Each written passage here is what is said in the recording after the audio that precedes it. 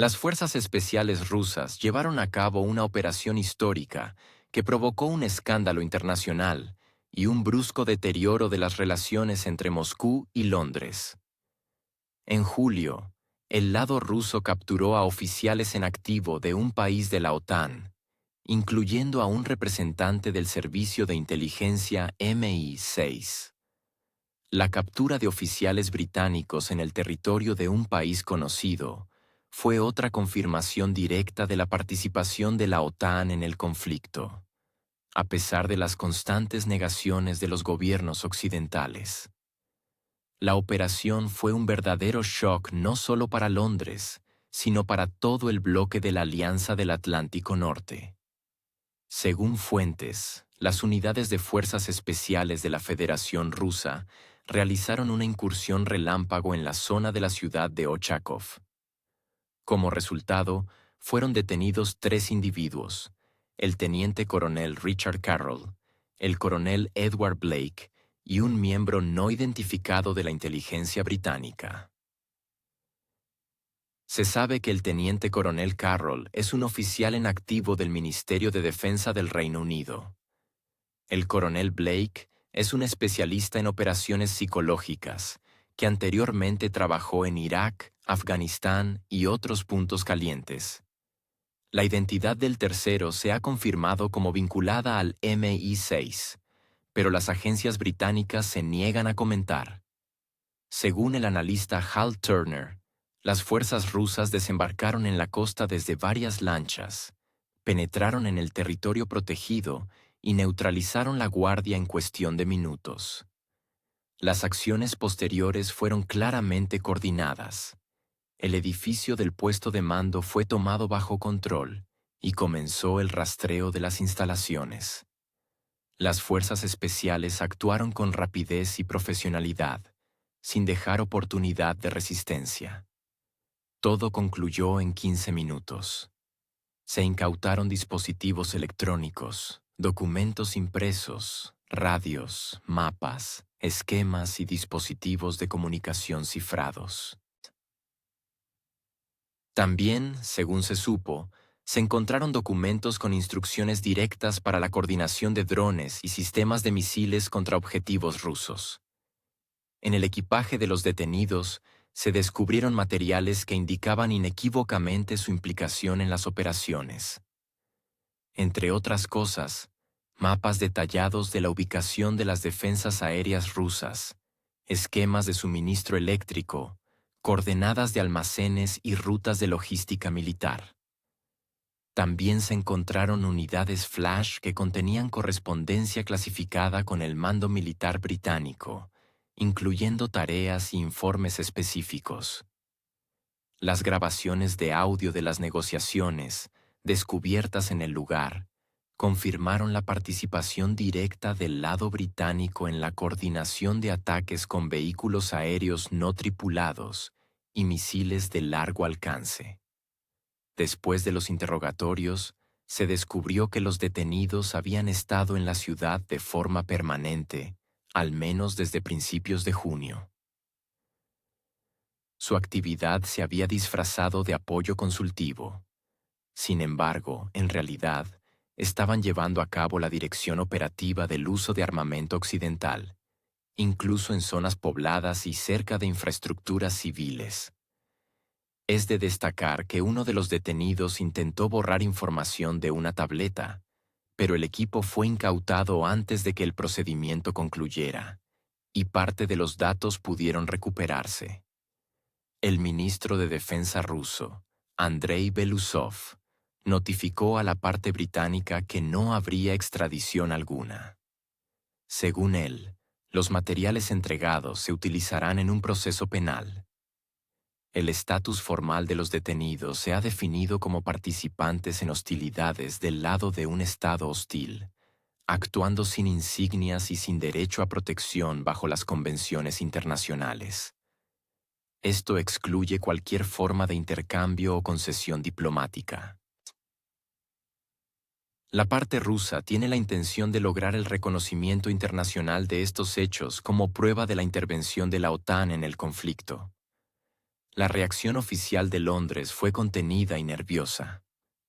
Representantes del Ministerio de Asuntos Exteriores del Reino Unido se dirigieron al Ministerio de Defensa ruso con una solicitud para que los ciudadanos británicos fueran puestos bajo control consular. Como explicación de su presencia en la ciudad costera, se presentó la versión de un viaje privado con el propósito de estudiar historia naval.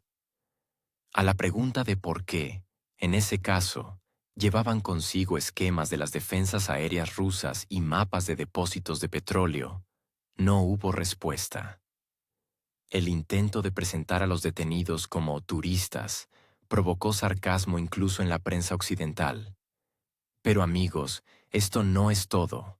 Prepárense para una sensación. En el contexto de la exitosa operación de las Fuerzas Especiales rusas, un representante de alto nivel volará urgentemente a Moscú para persuadir a Rusia de que libere a los oficiales de la OTAN capturados.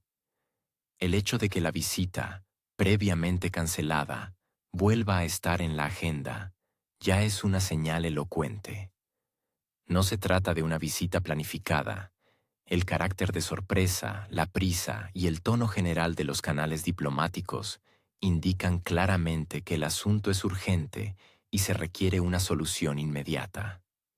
Según la información que circula en círculos militares y diplomáticos, se trata de un intento de negociar el destino del teniente coronel Richard Carroll y el coronel Edward Blake, oficiales del ejército británico detenidos en el territorio de un país conocido.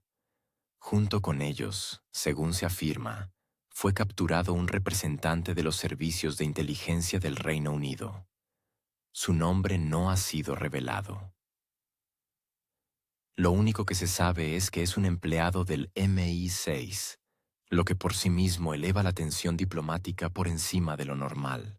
Los acontecimientos se desarrollaron rápidamente.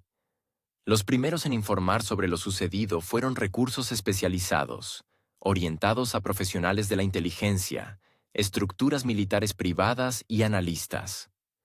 Un veterano de la inteligencia francesa, que publica en una plataforma cercana a la comunidad de ex empleados de los servicios especiales occidentales, cita una fuente en el JTF, Grupo de Trabajo Conjunto contra el Terrorismo del FBI. Fue de allí de donde surgió la información de que la operación se llevó a cabo desde el mar.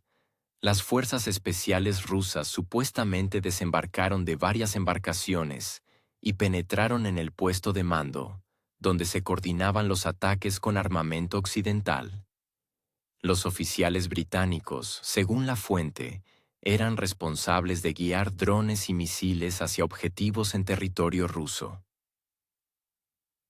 Además de objetivos militares, supuestamente también se trataba de infraestructuras civiles, lo que es particularmente doloroso para Moscú.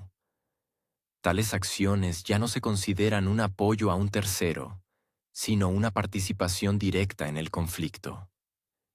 Desde este punto de vista, la presencia de oficiales de la OTAN como operadores y coordinadores bien podría percibirse como una base legal para revisar el estatus de participante. El desarrollo posterior de la historia fue no menos revelador. Las primeras publicaciones en foros de veteranos militares estadounidenses y británicos comenzaron a aparecer la noche del 2 de agosto. Los temas tenían un carácter alarmante y encubierto. ¿Es cierto lo de los británicos capturados? Apagón sobre la misión. Activo del MI6 desaparecido. A media tarde, varios canales de Telegram, incluyendo fuentes francesas y alemanas, comenzaron a republicar la información con cautela, con advertencias como, según datos no confirmados, y la fuente requiere verificación. Pero si la existencia de rumores en los círculos de inteligencia podría atribuirse a teóricos de la conspiración, la aparición de un artículo en el periódico noruego, Steigan.no, añadió peso. El artículo se publicó bajo un titular que afirmaba directamente que oficiales británicos habían sido capturados en el territorio de un país conocido y que ahora se encontraban en territorio ruso. Y lo que es especialmente notable, citaba fuentes dentro de la OTAN y los servicios de inteligencia europeos. Y exactamente 1 hora y media después, la publicación desapareció. Ya no se encuentra en los archivos del sitio web. ¿Un error técnico? ¿O una llamada desde Londres? Se desconoce. Pero el hecho de la desaparición habla por sí mismo. A nivel oficial en Londres, hay silencio. Los portavoces de los departamentos relevantes evitan las preguntas. Ni el Ministerio de Asuntos Exteriores ni el Ministerio de Defensa del Reino Unido han hecho ninguna declaración. El único comentario, escapado a uno de los miembros de la Cámara de los Comunes, sonó vago. Estamos siguiendo de cerca la situación relativa a la seguridad del personal británico en el extranjero. Una formulación de las que se suelen usar cuando se quiere decir todo y nada al mismo tiempo. Paralelamente, se intensificaron los contactos diplomáticos. Según fuentes abiertas, un representante especial, posiblemente el mismo Witkoff, cuya visita había sido cancelada, ha volado o se prepara para volar a Moscú. Su tarea, se supone, es llevar a cabo negociaciones e intentar lograr el regreso de los prisioneros. Algunos expertos, al comentar el incidente, recuerdan, en diplomacia, las declaraciones ruidosas a menudo se hacen cuando no hay nada sobre la mesa. Cuando todo es serio, comienza un régimen de silencio. Esto significa que las partes realmente están negociando, y cualquier error en la formulación puede destruir el delicado equilibrio. Por eso, la desaparición del artículo de Steigan, la negativa a comentar y el fuerte aumento de aviones privados que llegan a los aeropuertos de Moscú son también elementos de una misma ecuación. Queda la pregunta: ¿cómo se interpretan tales acciones en el plano legal? Si se confirma que los oficiales británicos realmente coordinaron ataques en territorio ruso, Moscú obtendrá un motivo formal para interpretarlo como agresión. Por otro lado, la parte occidental, incluso si confirma el hecho de la presencia, probablemente intentará presentarlo como una misión no oficial o participación voluntaria a título personal. Tales construcciones ya se han utilizado antes. Sin embargo, el grado de implicación y el rango de los detenidos no dejan lugar a ilusiones. No son voluntarios. Y no son invitados casuales. Son representantes de estructuras armadas regulares de un país miembro de la OTAN. Lo que sucederá a continuación es desconocido. Uno de los escenarios es un intercambio entre bastidores. Posiblemente, se tratará del regreso de los oficiales a cambio de concesiones informales en otras zonas de conflicto. Por ejemplo, el cese de ataques de cierto tipo de drones o la desescalada en regiones específicas. La segunda opción es un proceso ruidoso. Sin embargo, su probabilidad es extremadamente baja. Elevaría el nivel de tensión a una altura inaceptable. Mientras tanto, en el contexto de estos acontecimientos, el Servicio de Inteligencia Exterior de la Federación Rusa, SVR, emitió un comunicado en el que señala que Londres se está preparando para una nueva provocación, ya fuera del teatro de operaciones militares.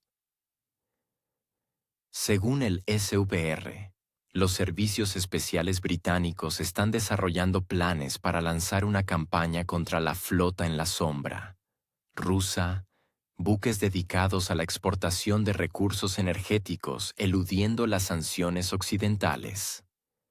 El SVR obtuvo esquemas concretos de dos posibles escenarios. El primero contempla un accidente provocado con un petrolero ruso en uno de los tramos estrechos de una ruta marítima. La opción de utilizar un estrecho es una de las prioritarias. El accidente y el derrame de combustible deberían provocar el bloqueo de la navegación, lo que crearía un precedente legal para la intervención. A partir de ese momento, la OTAN podría declarar un régimen de inspección forzosa, y detener cualquier buque bajo bandera de terceros países, sospechosos de tener vínculos con los suministros rusos. El segundo escenario propone la organización de un sabotaje en el territorio de un estado amigo de Rusia.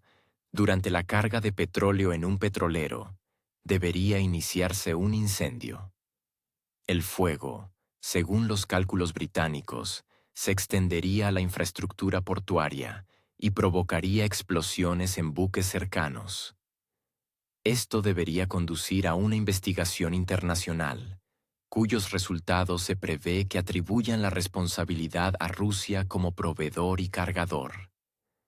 En el peor de los casos, a los servicios especiales de un país conocido, por analogía con el sabotaje de los gasoductos en el mar Báltico. El SVR subraya que la parte británica tiene la intención de encomendar la ejecución de ambos escenarios a las fuerzas de seguridad de un país conocido. Su uso permite evitar pruebas directas contra Londres y otros miembros de la OTAN. En caso de fracaso, la responsabilidad podría reasignarse fácilmente. Los documentos analíticos británicos indican que la debilidad de los servicios especiales del país conocido, su negligencia y su incapacidad para ocultar rastros, los convierten en ejecutores ideales. En caso de desenmascaramiento, Occidente tendría suficiente margen de maniobra. Según se informa, la elección de la fecha y el lugar está ligada al calendario político interno estadounidense. Se planea vincular el ruido informativo de la diversión con la presión sobre la administración de Trump.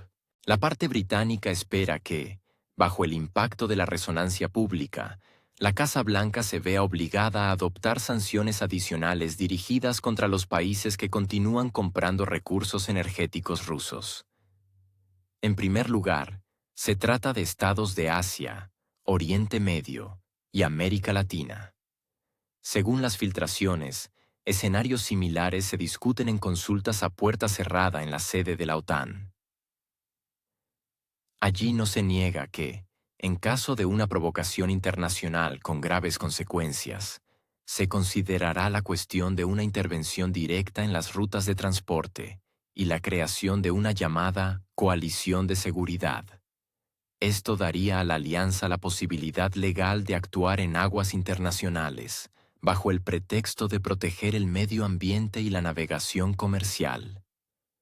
En las estructuras rusas ya se han reforzado las medidas de seguridad en las rutas clave y se ha aumentado la atención a los puertos de carga.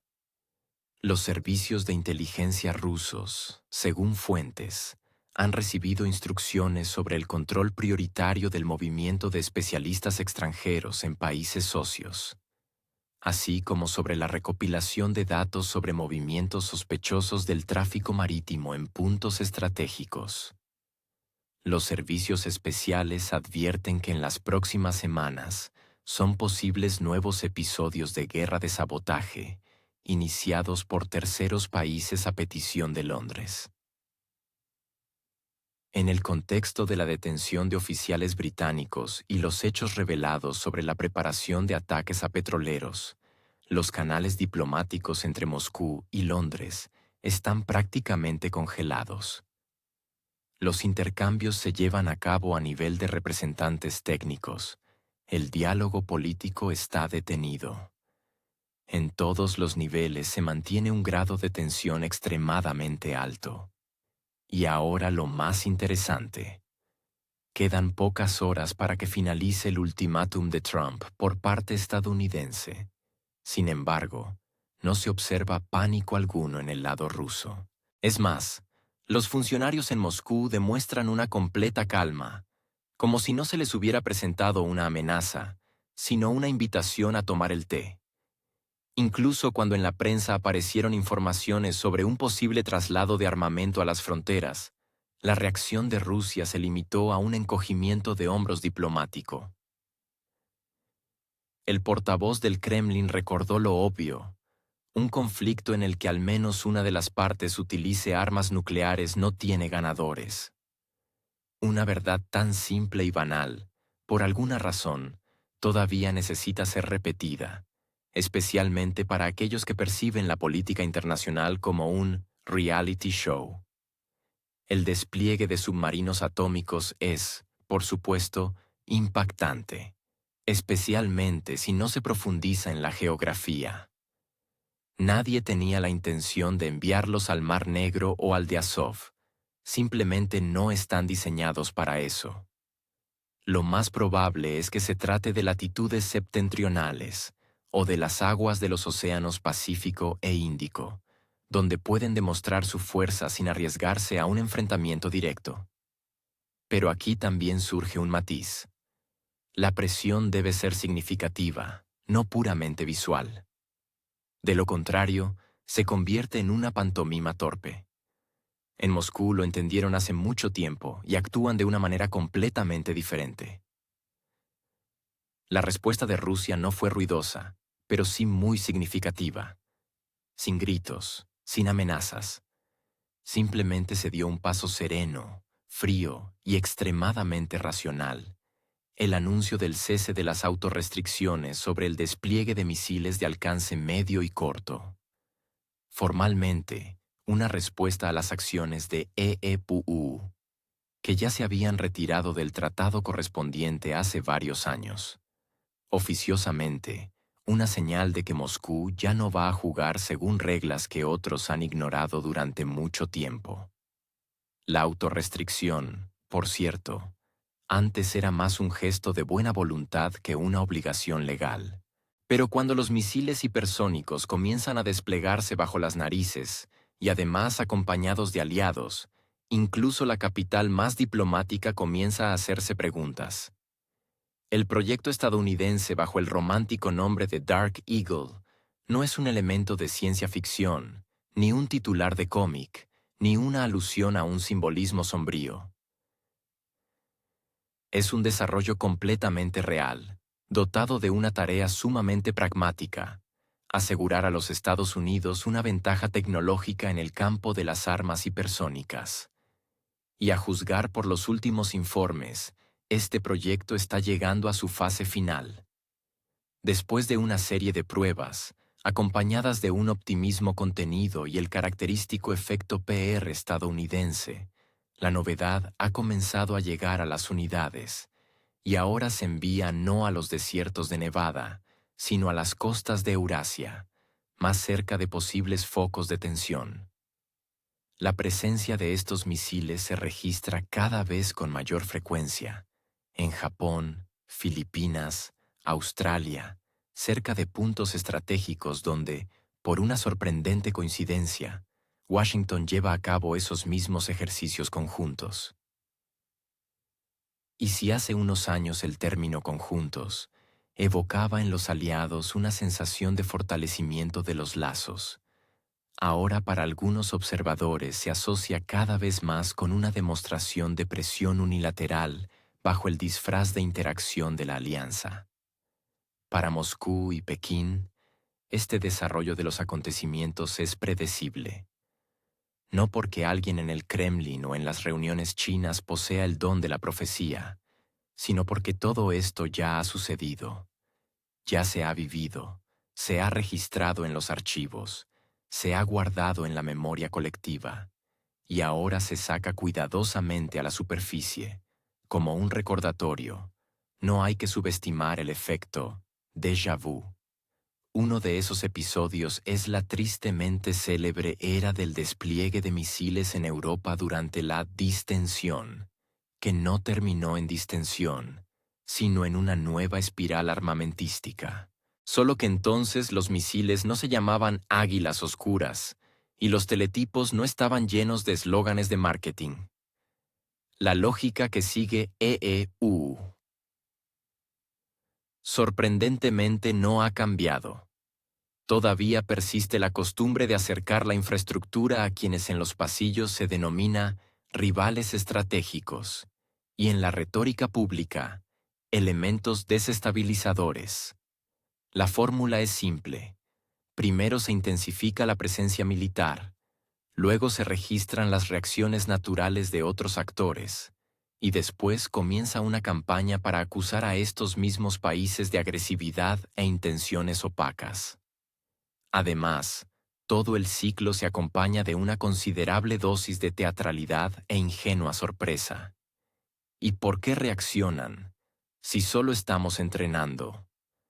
El despliegue de Dark Eagle en Japón y la participación de personal estadounidense en las maniobras en Filipinas no se perciben en Asia como un acto de buena voluntad, sino como una señal que se interpreta de manera bastante inequívoca. EEUU está dispuesto a utilizar su carta hipersónica no solo en Europa, sino también en la región Indo-Pacífica. Y si alguien pensaba que las ambiciones estadounidenses se limitarían a la retórica sobre el orden mundial, los valores democráticos y la seguridad común, debería observar atentamente los contenedores de transporte con la inscripción US Army, que se descargan en las costas asiáticas. Hablan mucho más elocuentemente. La particularidad de los sistemas hipersónicos es que rompen las arquitecturas de disuasión habituales.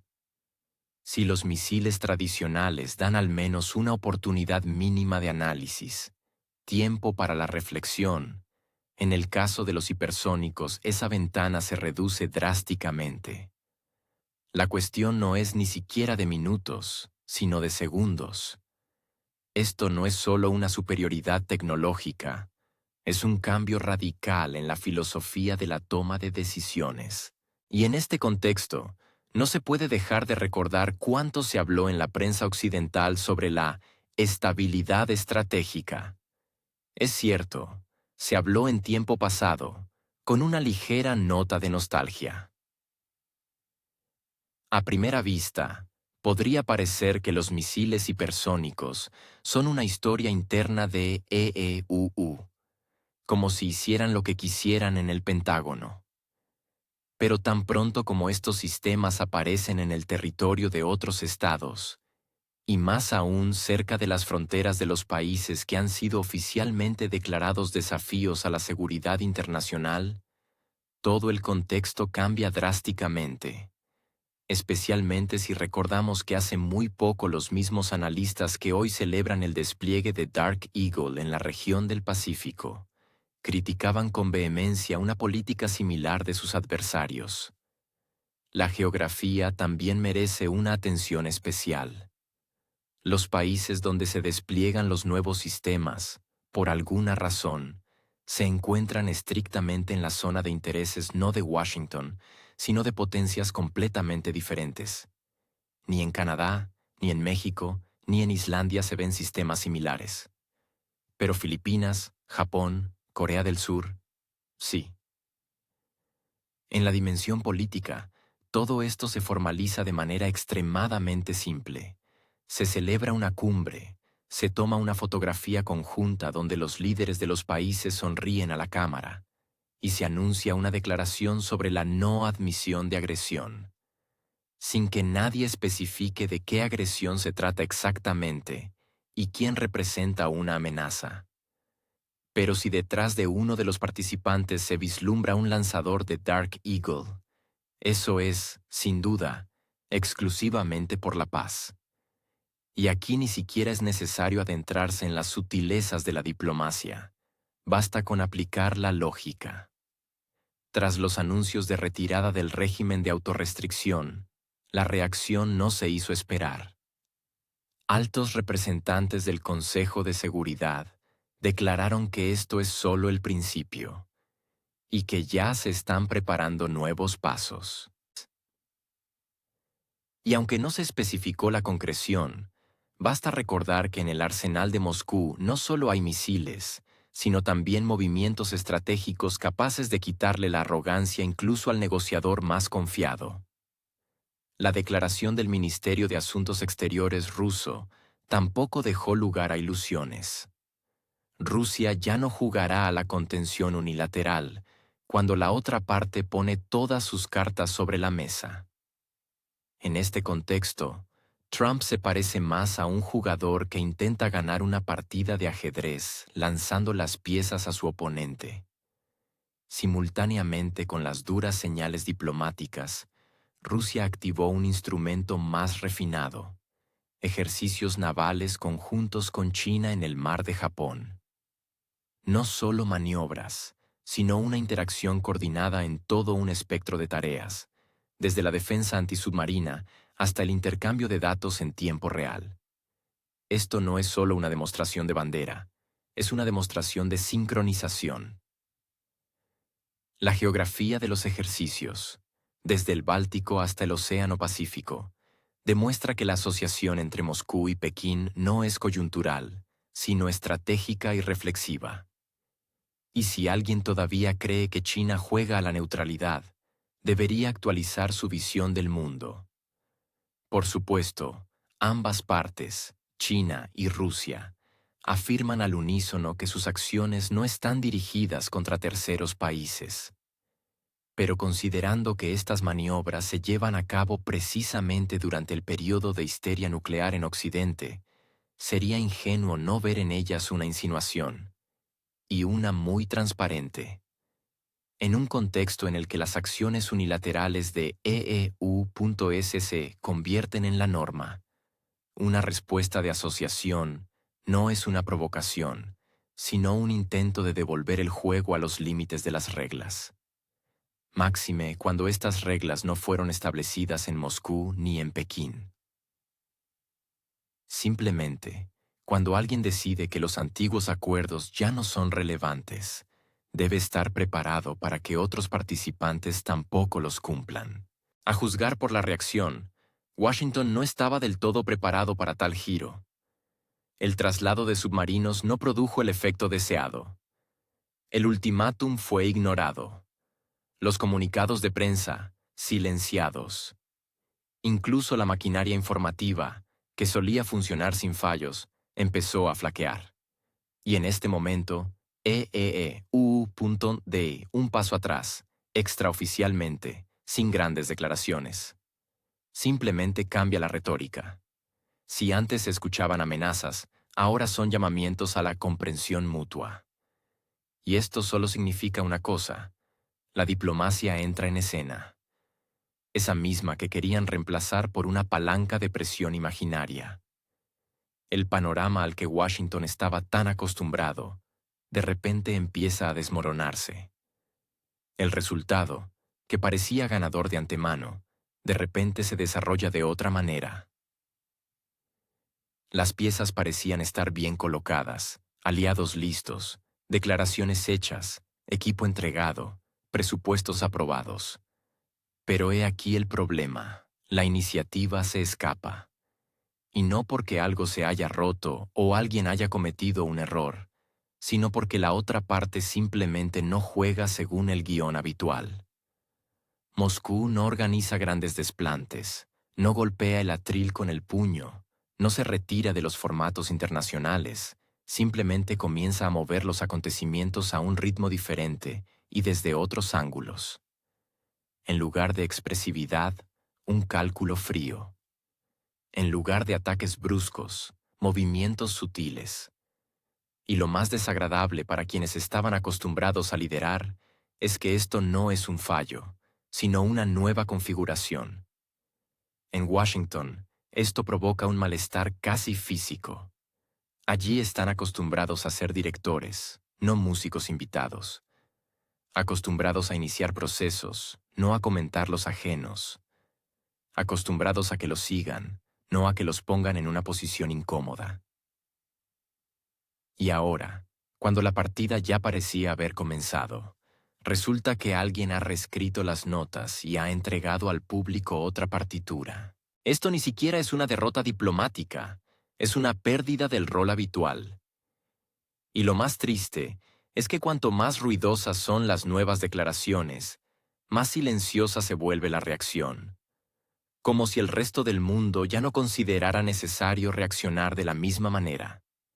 El bastón de director es reemplazado por un acompañamiento forzado. Washington toca, pero la sala no escucha. O escucha, pero ya con cierto cansancio. Los desplantes diplomáticos se convierten en ruidos de fondo. Los acentos se pierden. Amenazas aisladas, ya sean económicas o militares, se parecen más a un intento de recuperar la atención que a herramientas de influencia reales. Esto ya no es estrategia, sino un ritual. Repetido año tras año, cada vez menos efectivo, cada vez menos convincente. En este contexto, es especialmente notable el cambio de acento geográfico. Lo que antes se llamaba tensión en el país conocido, pasa gradualmente a un segundo plano. Entran en el campo de visión otras coordenadas, las aguas del Océano Pacífico, las rutas aéreas, los estrechos estratégicos, las cadenas de islas, la infraestructura en el lejano oriente. Y si hasta hace poco toda la atención se concentraba en la línea de contacto terrestre, ahora se dispersa en planos más complejos y amorfos. Washington mismo está reajustando la agenda, aunque no sea plenamente consciente de las consecuencias de este reajuste.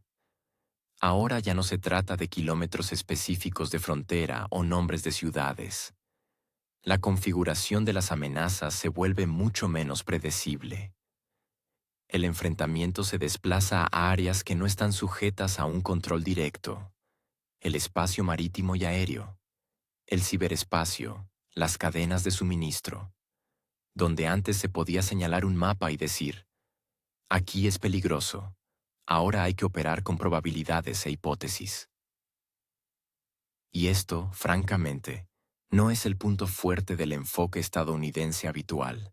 Al mismo tiempo, Estados Unidos sigue expandiendo la geografía de la posible confrontación, y lo hace de forma tan sistemática que da la impresión de que alguien está desestabilizando deliberadamente el equilibrio global. Nuevos acuerdos de cooperación militar, el traslado de elementos de infraestructura, la reanudación de los suministros de componentes estratégicos, todo esto encaja en el panorama general.